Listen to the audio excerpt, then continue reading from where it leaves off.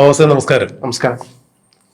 മുഖ്യമന്ത്രി V D സതീശന്റെ നേതൃത്വത്തിലുള്ള ഭരണസമിതി നിലവിൽ വന്നതോടുകൂടി കഴിഞ്ഞ 10 വർഷക്കാലം പിണറായി വിജയൻ ഭരിച്ചപ്പോൾ അനീതികരങ്ങളായ എന്തെല്ലാം വിഷയങ്ങൾ കോൺഗ്രസ്സുകാർക്കും അതുപോലെ തന്നെ നാടിനും ഉണ്ടാക്കിയിട്ടുണ്ടോ അതിലെല്ലാം നിയമപരമായ രീതിയിലുള്ള ഇടപെടലുകൾ നടത്തുന്നു, അന്വേഷണം നടത്തുന്നു എന്നുള്ളതാണ് ആദ്യത്തെ നടപടിക്രമം. അത് തന്നെയായിരുന്നു.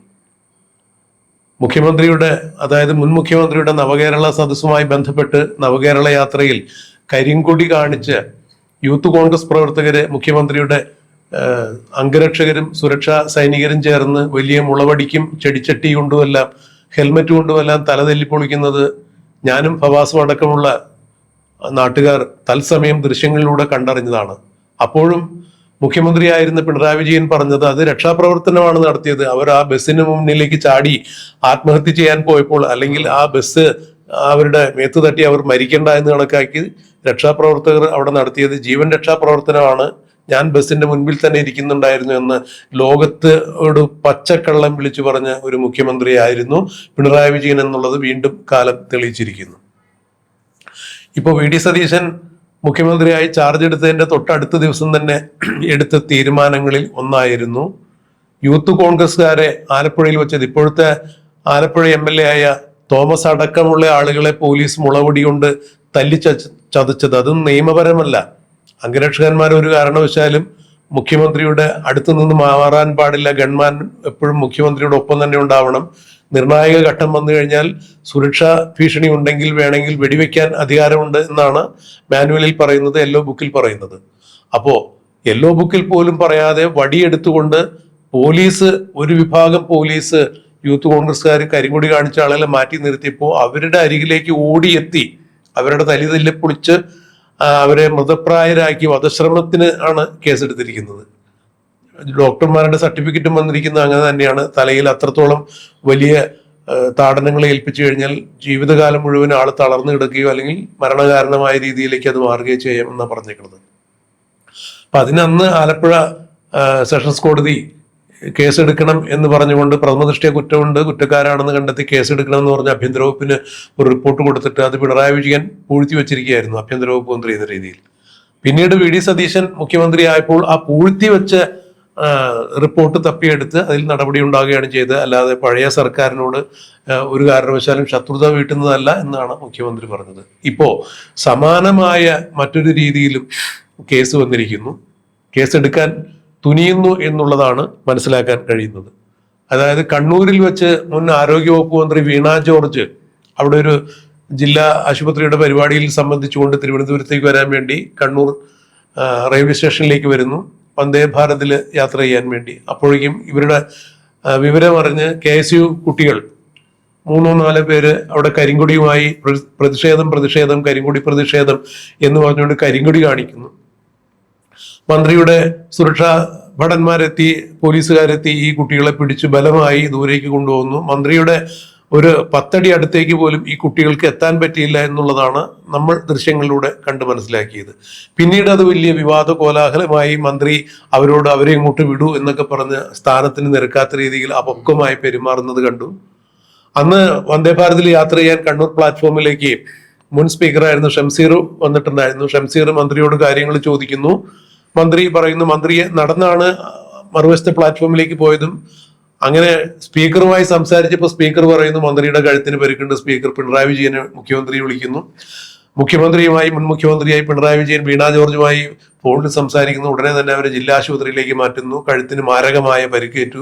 കുട്ടികൾ മൂർച്ചയില്ലാത്ത എന്തോ ആയുധം ഉപയോഗിച്ച് കഴുത്തിന് വെട്ടി എന്നൊക്കെ പറഞ്ഞ് പോലീസ് കേസ് രജിസ്റ്റർ ചെയ്തു. ഈ കുട്ടികളെ 16 ദിവസം ജയിലിൽ റിമാൻഡ് ചെയ്തു. പിന്നീട് ഈ വീണ ജോർജിനെ കണ്ണൂർ പരിയാരം മെഡിക്കൽ കോളേജിലേക്ക് മാറ്റുന്നു. അവിടുന്ന് പരിയാരം മെഡിക്കൽ കോളേജിൽ നിന്ന് രായ്ക്ക് രായ്മാനം വീണ ജോർജ്, കഴുത്തിന് ക്ഷതമുള്ള വീണ ജോർജ് അവിടെ നിന്ന് പത്തനംതിട്ടയിലേക്ക് ഏതാണ്ട് 8-9 മണിക്കൂർ കാർ യാത്ര ചെയ്ത് അവര് ഈ റോഡ് മാർഗം വീട്ടിലേക്ക് എത്തി എന്നൊക്കെ പറയുമ്പോൾ കള്ളം തന്നെയാണ് അവർ പറഞ്ഞത്. 2 മാസത്തിന് ശേഷമാണ് വീണ ജോർജ് പോലീസിന് മുമ്പിൽ മൊഴി നൽകാനെത്തിയത്. പിള്ളേർ എന്നെ ആക്രമിച്ചില്ല, അവർ കരിങ്കൊടി കാണിച്ച് പ്രതിഷേധം ഉയർത്തിയുള്ളൂ. അതിന്റെ അവിടെ ഉണ്ടായ സമയത്തുണ്ടായ പോലീസിന്റെ പിടിയിലും വലിയിലും ഉന്തലും തള്ളിലുമാണ് എനിക്ക് എൻ്റെ കഴുത്തിന് പരിക്കുപറ്റിയെന്നാണ് പിന്നീട് വീണ ജോർജ് മൊഴി കൊടുത്തത്. അങ്ങനെയെങ്കിൽ ആദ്യത്തെ ദിവസം തന്നെ ഇവർക്ക് ഇത് പോലീസിനോട് പറഞ്ഞിരുന്നെങ്കിൽ ഈ കുട്ടികളെ വെറുതെ 16 ദിവസം ജയിലിൽ അടയ്ക്കേണ്ടിയിരുന്നില്ലല്ലോ. ഇതിപ്പോ കണ്ണൂർ MLA ആയ TO മോഹനൻ ആഭ്യന്തര വകുപ്പ് മന്ത്രി രമേശ് ചെന്നിത്തലയെ കണ്ടു, കാര്യങ്ങൾ ഉണർത്തിച്ചിരിക്കുന്നു, പരാതി കൊടുത്തിരിക്കുന്നു.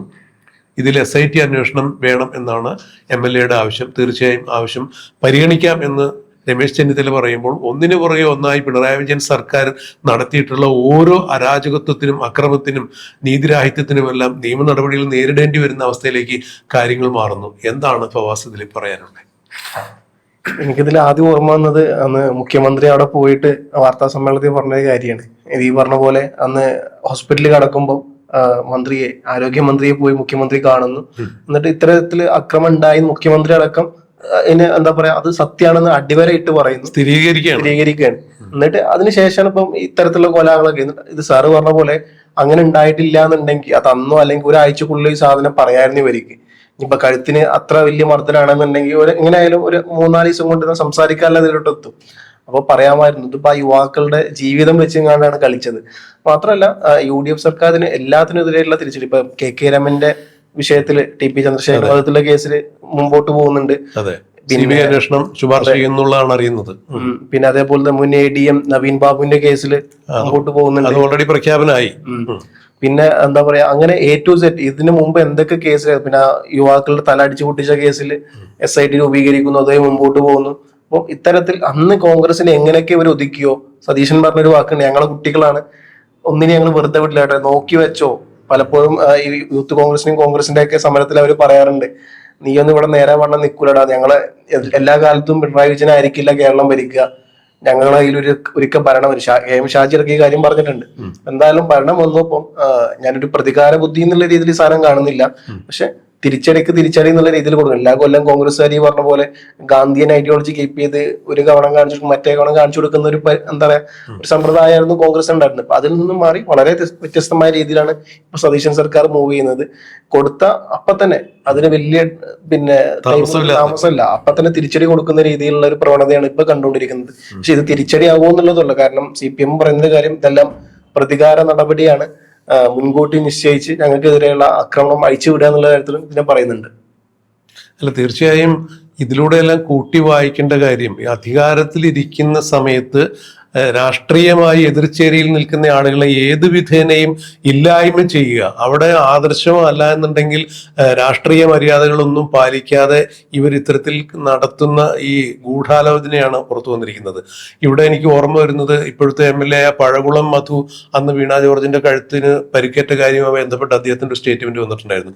അദ്ദേഹം വീണ ജോർജിന്റെ നാട്ടുകാരനാണ്, സമീപവാസിയാണ്. അപ്പോൾ അന്ന് പത്തനംതിട്ട ജില്ലാ ആശുപത്രിയിൽ ഒരിക്കൽ വീണ ജോർജ് കഴുത്തിന് പരിക്കുപറ്റിയിട്ട് ഡോക്ടേഴ്സിനെ അവിടെ വിളിച്ചു വരുത്തി ചികിത്സ തേടിയിട്ടുണ്ടായിരുന്നു എന്ന് പഴകുളം മധു പറഞ്ഞു. മാത്രമല്ല ചെന്നൈ അപ്പോളോ ഹോസ്പിറ്റലിൽ വീണ ജോർജ് ഇതുമായി ബന്ധപ്പെട്ട് ചികിത്സ തേടിയിട്ടുണ്ട് എന്നുള്ളതാണ് എൻ്റെ അറിവ് എന്നുകൂടി അന്ന് പഴകുളം അത് പറയുണ്ടായി. അപ്പോൾ ഈ കഴുത്തിന് അവർക്ക് നേരത്തെ തന്നെ ഒരു പ്രശ്നമുള്ളതാണ്. അല്ലാതെ കുട്ടികൾ അവിടെ വെച്ച് ഒരു കാരണവശാലും കരിമുടി കാണിക്കാൻ ചെന്ന് കുട്ടികൾ അവരെ പിടിച്ച് തള്ളുകയോ കഴുത്തിന് പിടിക്കുകയോ പോലീസ് FIR എഴുതി ചേർത്ത പോലെ മൂർച്ചയില്ലാത്ത ഏതോ ആയുധം വെച്ച് പെടലിക്ക് വെട്ടുകയോ ഒന്നും ചെയ്തിട്ടില്ല. അതിപ്പോ നമ്മൾ കണ്ടവരെല്ലാരും മണ്ടന്മാരാണെന്നുള്ള രീതിയിലാണ് ആ സ്റ്റേറ്റ്മെന്റ് മൊത്തം പോയത്. കാരണം ആ വീഡിയോ സാറടക്കം എല്ലാരും കണ്ടത്, ഞാനടക്കം കണ്ടതാണ്. ആ യുവാക്കൾ അവിടെ കടക്കുന്നു, പോലീസും മന്ത്രി അവിടെ കിടക്കുന്നു എന്നുള്ളത് റെയിൽവേ സ്റ്റേഷനിൽ. അതെ, അവരുടെ 10 അടി അടുത്തേക്ക് പോലും കുട്ടികൾക്ക് എത്താൻ പറ്റിയിട്ടില്ല. എന്നിട്ടാണ് ഇത്തരത്തിലുള്ള പച്ച ബാക്കിയുള്ളവരൊക്കെ മണ്ടന്മാരാണോ? എനിക്കിത് പറഞ്ഞ മറ്റൊരു കാര്യം ഓർമ്മ എന്താ വെച്ച് കഴിഞ്ഞാൽ, പണ്ട് നിയമസഭയിൽ വി ശിവൻകുട്ടി മഞ്ഞ ട്രൗസർ കാണിച്ചെങ്ങാണ്ട് നിയമസഭന്റെ മേശപ്പുറത്തോട് ചാടി കളിച്ച അപ്പം അത് നീ പറഞ്ഞ പോലെ പിന്നീട് കോടതി പറഞ്ഞത് അതൊക്കെ എന്താ പറയാ ഫേക്ക് സാധനമാണെന്നുള്ളത്. സഭാ TVയുടെ വിഷ്വൽസ് ആണ് പോയത്. എന്നിട്ട് പറയാണ് ഇതൊന്നും ഉണ്ടായിട്ടില്ല, എങ്ങനെയൊന്നും അല്ലാതെ നടന്നിട്ടുള്ളത്. അത് രേഖകളിൽ നിന്നും നീക്കം ചെയ്യാൻ വേണ്ടി കേസിന് വരെയൊക്കെ പോയിട്ടുണ്ടായിരുന്നു. അപ്പം ഒരു കാര്യം കൂടി UDF അന്വേഷിക്കുമ്പോൾ എനിക്ക് തോന്നുന്നു ആ ഒരു കേസും കൂടി അന്വേഷിക്കാണ്ട് വിടാൻ പാടില്ല എന്നുള്ളൊരു സാധനം കൂടി. അല്ല, തീർച്ചയായിട്ടും ഇവിടെ പ്രവാസേ, നമ്മൾ ഈ പൊതുപ്രവർത്തകർ എന്ന് പറയുമ്പോൾ ഒരു നാടിന്റെ ജനപ്രതിനിധിയായിട്ട് എല്ലാവർക്കും പോയി അവിടെ നിയമസഭയിൽ സംസാരിക്കാൻ പറ്റില്ല. അതുകൊണ്ടാണ് എല്ലാവരും ചേർന്ന് ഒരാളെ തെരഞ്ഞെടുത്ത് വിടുന്നത്. ഈ ഒരാളെ സംബന്ധിച്ചിടത്തോളം വലിയൊരു ബാധ്യതയുണ്ട്, ഉത്തരവാദിത്വമുണ്ട്, ജനങ്ങളോട് കാണിക്കേണ്ട മാതൃകാപരമായ ചില പെരുമാറ്റ ചട്ടങ്ങളുണ്ട്, രീതികളുണ്ട്. ഇതൊക്കെ തികഞ്ഞവർ തന്നെ ആയിരിക്കണം പൊതുപ്രവർത്തകർ. മാനുഷികമായ രീതിയിൽ, മനുഷ്യൻ എന്ന രീതിയിൽ പലപ്പോഴും എല്ലാവർക്കും പരിമിതികൾ ഉണ്ടാവാം, ചിലപ്പോൾ ഒക്കെ പൊട്ടിത്തെറിച്ചെന്നൊക്കെ ഉണ്ടാവാം. പക്ഷെ മാതൃകാപരമായി പെരുമാറണം. നിയമസഭയിൽ പോലും സ്പീക്കറിന്റെ ഡയസിലേക്ക് ഇടിച്ചു കയറി അവിടെയുള്ള സാധന സാമഗ്രികൾ നശിപ്പിക്കുക, ആ സ്പീക്കറിന്റെ ഡയസിലുള്ള വലിയ സ്പീക്കർ ഇരിക്കുന്ന കസേര തള്ളി താഴേക്ക് ഇടുക, കമ്പ്യൂട്ടർ അടിച്ചു പൊളിക്കുക, ടെലിഫോൺ കേബിൾ വിച്ഛേദിക്കാൻ വേണ്ടി വലിച്ചു പൊട്ടിക്കുക, എന്നിട്ട് അതിനിടയിൽ സംഭ്രമം മൂത്ത് അവിടെ തന്നെ ബോധം കെട്ട് വീഴുക. ഇതൊക്കെ തത്സമയം ദൃശ്യങ്ങളിലൂടെ ജനം കണ്ടിരിക്കുകയാണ്. അത് സഭാ ടിവിയുടെ ദൃശ്യങ്ങളിൽ ഇപ്പോഴും അതുകൊണ്ട് അത് നീക്കം ചെയ്യണമെന്ന് പറഞ്ഞ് കേസ് കൊടുത്തിട്ട് നീക്കിയിട്ടില്ല.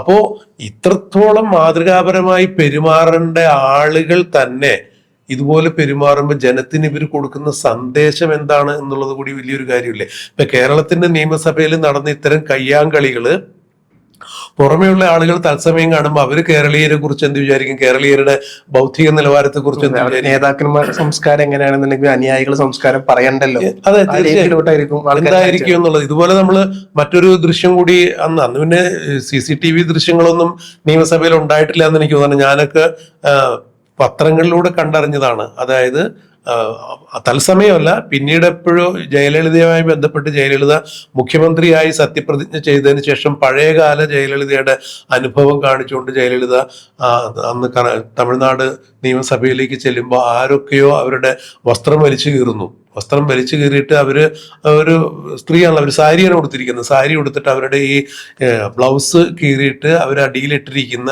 അവരുടെ ഇന്നർ ഗാർമെന്റ്സ് ഒക്കെ വെളിയിൽ കാണുന്ന രീതിയിൽ അവർ അങ്ങനെ നിൽക്കുന്ന ഒരു പടം പത്രത്തിൽ അടിച്ചു വന്നത് അവർ മുഖ്യമന്ത്രിയായി സത്യപ്രതിജ്ഞ ചെയ്തതിനു ശേഷം കണ്ടിട്ടുണ്ടായിരുന്നു. ആ വിഷയത്തിൽ പിന്നീട് കരുണാനിധിനെയൊക്കെ അറസ്റ്റ് ചെയ്ത് കൊണ്ടുപോകുന്ന കാര്യങ്ങളൊക്കെ നമ്മൾ കണ്ടതാണ്. ആ വിഷയത്തിലാണ് എന്നുള്ള എൻ്റെ ഓർമ്മ. അപ്പൊ അത്രത്തോളം ഒക്കെ മാതൃകാപരമായി പെരുമാറേണ്ട ആളുകള് അത്രത്തോളം ഒക്കെ ജുഗുപ്സാവഹമായ രീതിയിൽ നിയമസഭയിൽ, അത് കർണാടകത്തിന്റെ ആവട്ടെ, തമിഴ്നാട്ടിലാവട്ടെ, കേരളത്തിലാവട്ടെ, പെരുമാറുമ്പോൾ ജനങ്ങൾക്ക് എന്താ അവരെ കുറിച്ചുള്ള ഒരു ധാരണ ഉണ്ടാവുക? ഇത്തരം ആളുകളാണോ നമ്മളെ ഭരിക്കേണ്ടത്, ഇവരാണോ നമ്മളെ നയിക്കേണ്ടത് എന്നൊരു ചോദ്യം വരും. ഇവിടെ അത് തന്നെ സംഭവിച്ചിരിക്കുന്നു. വീണ ജോർജ് എന്ന് പറയുന്ന ഒരു മന്ത്രിയാണ് കേവലം 18 അല്ലെങ്കിൽ 20 22 ഒക്കെ വയസ്സുള്ള കുട്ടികള് ജനാധിപത്യപരമായ രീതിയിൽ അവർക്ക് പ്രതിഷേധിക്കാൻ സ്വാതന്ത്ര്യമുണ്ട്, അവകാശമുണ്ട്, കരിങ്കൊടി സമരം നടത്താൻ പ്രതിഷേധിക്കാൻ സ്വാതന്ത്ര്യമുണ്ട്. പ്രതിപക്ഷ ബഹുമാനത്തോടു കൂടി അത് നോക്കിക്കാണേണ്ട മന്ത്രി അവരെ വെല്ലുവിളിക്കുന്നു, അവന്മാരെ ഇങ്ങോട്ട് വിടൂ എന്നൊക്കെ ഒരു കാരണവശാലും അവരിയ്ക്കുന്ന സ്ഥാനത്തിന് യോജിക്കാത്ത രീതിയിൽ പറയുന്നു. പിന്നീട് സ്പീക്കറിന്റെയോ അല്ലെങ്കിൽ പിണറായി വിജയന്റെയോ ഒക്കെ സമ്മർദ്ദഫലമായി ഇത് രാഷ്ട്രീയപരമായി ഉപയോഗിക്കാൻ വേണ്ടി അവര് പിള്ളേർ ഉപദ്രവിച്ചു എന്നൊക്കെ പറയുമ്പോൾ ഇത് സാംസ്കാരിക കേരളത്തിന്, സാക്ഷര കേരളത്തിന് വലിയ നാണക്കേടുണ്ടാക്കുന്ന സംഭവം തന്നെയായി. ഒടുവിൽ മന്ത്രിക്ക് തന്നെ സമ്മതിക്കേണ്ടി വന്നു, അങ്ങനെ ഒരു സംഭവം ഉണ്ടായിട്ടില്ല. അപ്പോ ഈ FIR ഇട്ട് പോലീസുകാരായി, മൂർച്ചയില്ലാത്ത ആയുധം വെച്ച് മന്ത്രിയുടെ കഴുത്തിന് വെട്ടിയെന്നൊക്കെ പറഞ്ഞ് FIR ഇട്ട പോലീസുകാരായി. 16 ദിവസം കുട്ടികളെ ജയിലിലടച്ച ആ കുട്ടികളുടെ വീട്ടുകാരും അനുഭവിച്ച മാനസിക വ്യതയ്ക്ക്, നൊമ്പരത്തിന് ആര് മറുപടി പറയും? ഇതിനെല്ലാം മാതൃകാപരമായി നടപടികൾ കൈക്കൊള്ളാൻ പിണറായി വിജയനും സ്പീക്കർ ഷംസീറും വീണ ജോർജിനുമെതിരെ നടപടി വേണം എന്നതാണ് ഇപ്പോൾ TO മോഹനൻ കണ്ണൂർ MLA പറഞ്ഞിരിക്കുന്നത്. ആഭ്യന്തര വകുപ്പ് മന്ത്രി അത് പരിഗണിക്കും എന്ന് പറയുമ്പോൾ, സ്പെഷ്യൽ ഇൻവെസ്റ്റിഗേഷൻ ടീമിനെ രൂപീകരിച്ച് അതിൽ അന്വേഷണം വരും എന്ന് പറയുമ്പോൾ, ഈ രക്ഷാപ്രവർത്തനത്തിൽ അംഗരക്ഷകര് സസ്പെൻഷനിലായതുപോലെ തീർച്ചയായും ഇനി വീണ ജോർജിനും മുഖ്യമന്ത്രിയായിരുന്ന പിണറായി വിജയനും അതുപോലെ സ്പീക്കർ ഷംസീറിനും എതിരെ ഏത് തരത്തിലുള്ള നടപടി വരും എന്നുള്ളതാണ് നമുക്ക് കണ്ടറിയാനുള്ളത്. അതെന്തായിരിക്കും എന്നുള്ളത് കാലതാമസം ഇല്ലാതെ നമുക്ക് അറിയാൻ സാധിക്കും.